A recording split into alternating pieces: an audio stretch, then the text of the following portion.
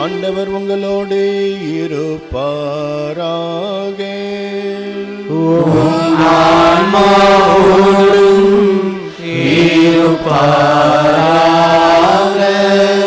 Mark எழுதிய நற்செய்தியிலிருந்து வாசகம்.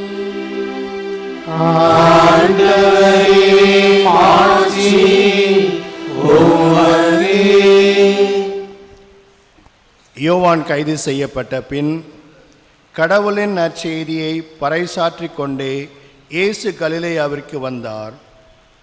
காலம் நிறைவேறிவிட்டது, இறை ஆட்சி நெருங்கிவிட்டது, மனம் மாறி நற்செய்தி நம்புங்கள் என்று அவர் கூறினார்.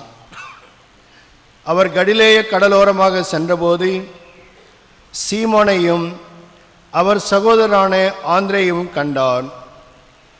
மீனவர்களான அவர்கள் கடலில் வலை வீசி கொண்டிருந்தார்கள். இயேசு அவர்களை பார்த்து, என் பின்னே வாருங்கள், நான் உங்களை மனிதரை பிடிப்பவர் ஆக்குவேன் என்றார். உடனே அவர்கள் வலைகளை விட்டுவிட்டு அவரை பின்பற்றினார்கள். பின்னர் சற்று அப்பால் சென்றபோது செபதேயுவின் மகன் யாக்கோபுவையும் அவர் சகோதரரான யோவானையும் இயேசு கண்டார்.